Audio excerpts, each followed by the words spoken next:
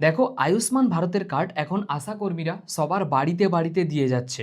যাদের AAY, SPHH আর PHH ration card আছে শুধু তাদের জন্য, কিন্তু যাদের RKSY1 আছে তাদের জন্য আশাকর্মীরা বাড়িতে বাড়িতে এই আয়ুষ্মান ভারতের কার্ড দিয়ে যাচ্ছে না। তাহলে কি করে আয়ুষ্মান ভারতের কার্ড পূরণ করবে? যদি তোমাদের রেশন কার্ড RKSY1 হয়ে থাকে, আজকে এই ভিডিওতে ডিটেলে ফর্ম ফিল আপ করে দেখাবো। এটাও বলবো ফর্ম কোথায় পাবে, কোথায় জমা দেবে, কি কি ডকুমেন্টস লাগবে, সব কিছু বলে দেবো। ভিডিওটা লাস্ট পর্যন্ত দেখো। সবার প্রথমে ডেট লিখতে হবে, যেই ডেটে আপনি ফর্মটা জমা দেবেন ওই ডেট লিখতে হবে। সবার প্রথমে এখানে ডে লিখতে হবে, তারপরে কোন মাসে জমা দিচ্ছ ওই মাসটা লিখতে হবে, তারপরে তোমাকে বছরটা লিখে দিতে হবে। নিচে আধার নম্বর আছে, আধার নম্বর দিয়ে দিতে হবে। অ্যাপ্লিক্যান্ট নেম, যার নামে ফর্ম ফিল আপ করছো তার নামটা দিতে হবে। একটা কথা আমি তোমাদের বলে দিই, বাড়িতে যদি 5 জন থাকে তাহলে 5 জনেরই ফর্ম পূরণ করতে হবে, আর 5 জনেরই আলাদা আলাদা নামে ফর্ম পূরণ করতে হবে। তো যার নামে ফর্ম পূরণ করবে তার নাম এখানে দিয়ে দেবে, তার রেশন কার্ড নাম্বার দিয়ে দেবে। অবভিয়াসলি ক্যাটাগরিতে RKSY1টা সিলেক্ট করে রাখবে। তারপরে দেখো আধার লিঙ্ক মোবাইল নাম্বারের অপশান আছে, মানে হচ্ছে তোমার আধার কার্ডের সাথে যে মোবাইল নাম্বার লিঙ্ক আছে ওই মোবাইল নাম্বারটা এখানে দেবে। তারপরে জেন্ডার আছে, মেল ফিমেল আদার্স তোমার হিসাবে এখানে সিলেক্ট করে নেবে। ডেট অফ বার্থ, তোমার জন্ম তারিখটা এখানে বসবে। সবার প্রথমে ডে বসবে, তারপরে মান্থ, তারপরে সালটা বসে যাবে। তারপরে ফুল অ্যাড্রেস বসবে। ফুল অ্যাড্রেস মানে হচ্ছে তোমার আধার কার্ডের পেছনে যে অ্যাড্রেসটা আছে ওইটা হুবহু এখানে বসে যাবে, কোনো চেঞ্জ করার দরকার নেই। ডিস্ট্রিক্ট বসাবে, তোমার ব্লক কি ওটা বসাবে। তারপরে গ্রাম পঞ্চায়েতে যদি থাকো গ্রাম পঞ্চায়েতের নাম দিতে হবে, মানে লিখতে হবে। সব কিছু ক্যাপিটাল লেটারে লিখবে, বলে দিচ্ছি সবার আগে। একটু বলতে লেট হয়ে গেল, কিন্তু ক্যাপিটাল লেটারে লেখাটাই ভালো। তারপরে ওয়ার্ডে যদি থাকো, গ্রাম পঞ্চায়েতে না থেকে ওয়ার্ডে যদি থাকো তাহলে ওয়ার্ডের নামটা বসবে। নিচে ফ্যামিলি হেড নেম, মানে হচ্ছে তোমার বাড়িতে যে হেড অফ মেম্বার তার নামটা এখানে বসবে। টোটাল ফ্যামিলি মেম্বার, তোমার ফ্যামিলিতে যদি 5 জন হয় 5 জন বসাবে, 6 জন হলে 6 জন, 8 জন হলে 8 জন, সেইভাবে বসিয়ে দেবে। যার ফর্ম ফিল আপ করছো, এখানে যার নামটা লিখেছো তার যদি প্যান কার্ড থেকে থাকে তাহলে এখানে প্যান কার্ড নম্বরটা দেবে, আর যদি না থাকে তাহলে দেওয়ার দরকার নেই। এপিক নাম্বার দেবে, মানে হচ্ছে ভোটার কার্ডের যে নাম্বারটা না ওই নাম্বারটা এখানে তোমাকে দিতে হবে। তারপরে এসি নাম্বার, মানে হচ্ছে বিধানসভার নাম্বার, আর পার্ট নাম্বার, সিরিয়াল নাম্বার, এই 3টে নাম্বার ভোট দিতে যাওয়ার আগে একটা কাগজ দিয়ে গিয়েছিল, তো ওই কাগজেই তোমরা এই নাম্বার পেয়ে যাবে। আর যদি নাম্বার না পাও বা কাগজ হারিয়ে গেছে তাহলে ভোটার লিস্ট বার করবে, ওখানেও নাম্বার আছে, ওখানেও পেয়ে যাবে। তারপরে স্বাস্থ্যসাথী কার্ডের অপশান আছে, স্বাস্থ্যসাথী কার্ডের নাম্বার লিখতে হবে যদি থেকে থাকে, যদি না থাকে তাহলে লেখার দরকার নেই। এখানে অনেকের মনে কনফিউশন থাকে, আমি ক্লিয়ার করে দিই। দেখো, একটা বাড়িতে একটা স্বাস্থ্যসাথীর কার্ড আছে কিন্তু ওখানে 2-3 জনের লিস্ট আছে, মানে একটা স্বাস্থ্যসাথী কার্ডে 2-3 জনের নাম আছে। তো যাদের যাদের নাম আছে সবার ফর্মে ওই স্বাস্থ্যসাথী কার্ডের নাম্বারটা লিখতে হবে। হ্যাঁ, ওই স্বাস্থ্যসাথী কার্ডে যাদের নাম নেই তাদের নাম্বার এখানে লিখতে হবে না। আশা করছি তোমাদের বুঝিয়ে দিতে পারছি। তারপরে নিচে কিছু কোশ্চেন আছে, ওইগুলোর অ্যান্সার তোমাদের দিতে হবে। কিন্তু আমি তোমাদের বলে দিই, ফর রুরাল, এটা হচ্ছে যারা গ্রামে থাকে তাদের জন্য। যারা শহরে থাকে তাদের জন্য আলাদা বক্স আছে, ওটা আমি ধীরে ধীরে আগে গিয়ে বলবো।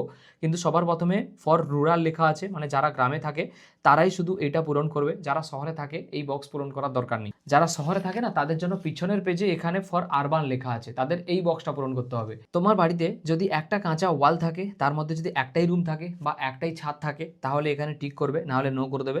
পাকা বাড়ি নয়, এখানে কাঁচা বাড়ি লেখা আছে। তোমার বাড়িতে যদি 16 থেকে 59-এর ভেতরে কোনো অ্যাডাল্ট মেম্বার নেই তাহলে এখানে ইয়েস করবে, নাহলে এখানে নো করে দেবে। এই অপশানের মানে হচ্ছে যদি তোমার বাড়িতে কোনো ফিমেল হেড হয়, কোনো যদি মেয়ে হেড হয়ে থাকে, আর কোনো যদি অ্যাডাল্ট ছেলে না থাকে 16 থেকে 59-এর ভেতরে, তাহলে ইয়েস করবে, নাহলে নো করবে। তোমার বাড়িতে যদি কেউ ডিসেবল থাকে আর যদি কোনো অ্যাডাল্ট মেম্বার না থাকে তাহলে ইয়েস করবে, না হলে নো করে দেবে। SC/ST যদি হাউস হোল্ড হও তাহলে ইয়েস করবে, না হলে নো করবে। তোমার পরিবারে যদি কোনো জায়গা না থাকে আর তোমরা যদি মজুরি করে খাও, মানে খেটে খাও, কোনো জায়গা নেই, তাহলে ইয়েস করবে, না হলে নো করে দেবে। এই পয়েন্টটার মানে হচ্ছে তোমরা যদি নিঃস্ব বা ভিক্ষাজীবী করে খাও তাহলে ইয়েস করবে, না হলে নো করবে। তোমরা যদি আবর্জনা মল পরিষ্কার করো, এই জাতীয় যদি কিছু কাজ করো তাহলে ইয়েস করবে, না হলে এখানে নো করবে। এটার মানে হচ্ছে তোমরা যদি আদিম উপজাতি গোষ্ঠী হও তাহলে ইয়েস করবে, না হলে নো করে দেবে। নিচে হচ্ছে আইনত মুক্তিপ্রাপ্ত বন্ধন মুক্ত যদি শ্রমিক হয়ে থাকো তাহলে ইয়েস করবে, না হলে এখানে নো করে দেবে। পরের বক্সটা দেখে নিই, এখানে যারা শহরে থাকে শুধু তারাই পূরণ করবে, যারা গ্রামে থাকে তাদের পূরণ করার দরকার নেই। প্রথমে যে অপশনটা আছে, তোমরা যদি আবর্জনা পরিষ্কার করো তাহলে ইয়েস করবে, না হলে নো করে দেবে। তোমরা যদি বেগার হও, মানে ভিক্ষাজীবী করে খাও, তাহলে ইয়েস করবে, না হলে নো করে দেবে। ডোমেস্টিক ওয়ার্কার মানে হচ্ছে গৃহকর্মী হও, বাড়িতে বসেই কাজকর্ম করো, তাহলে ইয়েস করবে, না হলে নো করে দেবে। তারপর যদি তোমরা স্ট্রিট ভেম্বার হও, হকার হও, এরকম যদি জাতীয় কোনো কাজ করো তাহলে ইয়েস করবে, না হলে নো করে দেবে।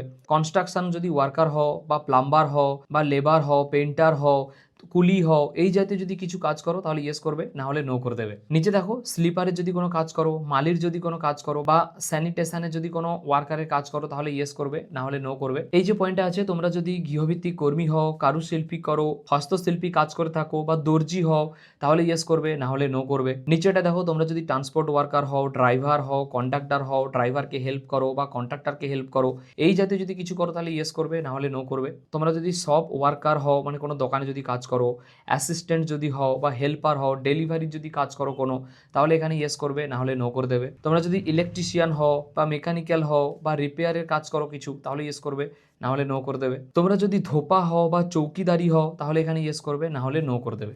তো এটা হয়ে গেল শহরে যারা থাকে। এরপরে যে সমস্ত অপশানগুলো আছে এটা সবাইকে পূরণ করতে হবে। তোমার বাড়িতে যদি 70 বছরের ওপরে কেউ থাকে না, তাহলে তাকে ইয়েস করতে হবে, না হলে নো করতে হবে। যারা 70 বছরের উপরে তাদের জন্য আলাদা ফর্ম, একটু পরেই আমি তোমাদের দেখাচ্ছি। তোমার বাড়িতে এমন কেউ আছে যারা আশাকর্মীর কাজ করে, অঙ্গনারীর কাজ করে, তাহলে এখানে ইয়েস করবে, না হলে নো করে দেবে। তোমাদের বাড়িতে যদি 8 লাখের বেশি বছরে ইনকাম হয় তাহলে ইয়েস করবে, না হলে নো করে দেবে। তোমার পরিবারে যদি ইনকাম ট্যাক্স কেউ পে করে তাহলে ইয়েস করবে, না হলে নো করে দেবে। 2026-এর SIR এর লিস্টে তোমার যদি নাম বাদ গিয়ে থাকে তাহলে ইয়েস করবে, না হলে নো করবে। SIR এর জন্য যদি অ্যাপ্লাই করে থাকো আর ওটা পেন্ডিং হয়ে আছে তাহলে এখানে ইয়েস করবে, না হলে নো করবে। CAA এর জন্য যদি অ্যাপ্লাই করে থাকো তাহলে ইয়েস করবে, না হলে নো করবে। এটা অনেকে বলে যে অন্নপূর্ণা যোজনার জন্য ফর্ম ফিল আপ করে দিয়েছি কিন্তু টাকা পাইনি, ওটা কি করব? দেখো ওটা নাই করতে হবে। আর ছেলেরা বলবে যে আমরা পূরণ করার সময় এটা কি করব, ফাঁকা রেখে দেবো, না, সবাই এটা নোই করবে। 3 নম্বর পেজটা যদি দেখো, এখানে দেখো ডিসক্লেমার আছে, টিক করতে হবে। এই টিক করার মানে হচ্ছে আগের পেজে যে সমস্ত ইনফরমেশানগুলো দিয়েছো ওটা সবগুলো সত্যি। যদি কোনো মিথ্যে ইনফরমেশান হয় তাহলে এই লিস্ট থেকে আপনাকে বাদ দেওয়া হতে পারে। এখানে আপনাকে সিগনেচার করতে হবে, আপনি যদি সিগনেচার করতে না পারেন তাহলে টিপ ছই দিতে হবে। নিচে দেখো আধার কার্ডের নম্বর আছে, লিখতে হবে। অ্যাপ্লিকেন্টের নামও লিখতে হবে, যার নামে অ্যাপ্লিকেশন হচ্ছে। রেশন কার্ডের নাম্বার, এখানে জেন্ডার দিতে হবে। ডেট অফ বার্থ এখানে দিয়ে দিতে হবে, বাস এতটুকুই করতে হবে। এই ফর্মটা যখন জমা নেবে এই পেজটা তোমাকে ছেড়ে দিয়ে দেবে।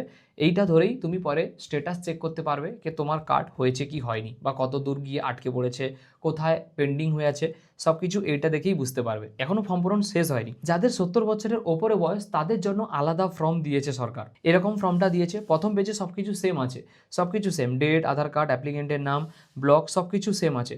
স্বাস্থ্যসাথী কার্ডের পরেই তুমি যদি অপশান এখানে দেখো, এখানেই রিসিপ্টের অপশান চলে এসছে, মানে এই বক্সটা তোমাকে পূরণ করতে হবে যেটা তুমি ওখানে 3rd পেজে পূরণ করেছিলে, এটা 1st পেজেই পূরণ করতে হবে। সেম নাম টাম দিয়ে দেবে, রেশন কার্ডের number, gender, date of birth, যেখানে কাঁচির যে সিম্বল আছে এইটুকুটা তোমাকে কেটে দিয়ে দেবে। এটাই ধরে তুমি ট্র্যাক করতে পারবে। 70 বছরের ওপরে যারা, তাদের পরের পেজেও কিছু ইনফরমেশান আছে, ওগুলোও দিতে হবে, যেটা বলে দিই। 2026-এর SIR এর লিস্টে তোমার যদি নাম বাদ গিয়ে থাকে তাহলে ইয়েস করতে হবে, নাহলে নো করতে হবে। SIR এর জন্য যদি অ্যাপ্লাই করে থাকো আর ওটা পেন্ডিং হয়ে আছে তাহলে ইয়েস করবে, না হলে নো করবে। যারা CAA এর জন্য অ্যাপ্লাই করেছো তারা এখানে ইয়েস করবে, না হলে নো করে দেবে। সেম বন্ধু, এখানে টিক চিহ্ন মারতে হবে, তোমাকে সই করতে হবে যার ফর্ম, যদি সই না করতে পারে টিপ ছই দিতে হবে। এখানে যে সমস্ত ইনফরমেশনগুলো আছে এগুলো পূরণ করার দরকার নেই, এগুলো অফিসাররা পূরণ করবে, এগুলো তোমরা হাত দেবে না। এইভাবে পূরণ হবে যাদের রেশন কার্ড RKSY1। এখন আমি এটা বলে দিই যে এটা কোথা থেকে পাবে। দেখো এই ফর্মটা তুমি অনলাইনেও পেতে পারো, যে সমস্ত কম্পিউটার সেন্টার আছে ওখানে গিয়ে এই ফর্মটা তুমি কালেক্ট করতে পারো। আর তোমার বাড়ির আশেপাশে যদি জনকল্যাণ শিবির বসেছে ওখানে গিয়েও তুমি এই ফর্মটা নিতে পারো। কিন্তু জমা দেবে কোথায়? দেখো জনকল্যাণ শিবির যদি হয় তোমাদের বাড়ির আশেপাশে, তাহলে জনকল্যাণ শিবিরেই এই ফর্মটা জমা নিচ্ছে, ওখানে গিয়ে অবশ্যই জমা দেবেন। আর যদি জনকল্যাণ শিবির শেষ হয়ে গেছে বা কোনো কারণে জমা দিতে পারেননি বা হচ্ছে না, তাহলে তোমরা BDO অফিসে বা SDO অফিসে গিয়ে এই ফর্মটা জমা দিতে পারো। আর এর সাথে কী কী ডকুমেন্টস লাগবে ওটাও বলে দিই। রেশন কার্ডের জেরক্স লাগবে, ভোটার কার্ডের জেরক্স, আধার কার্ডের জেরক্স, যদি প্যান কার্ড নাম্বার এখানে দিয়ে থাকো তাহলে প্যান কার্ডের জেরক্স তোমাকে দিতে হবে। আর সাথে পারো যদি ব্যাংকের পাসবইও অ্যাটাচ করে দিও। ভিডিওটা যদি ভালো লেগে থাকে লাইক, শেয়ার, সাবস্ক্রাইব করতে ভুলবেন না। দেখা হচ্ছে অন্য কোনো ভালো ভিডিওতে।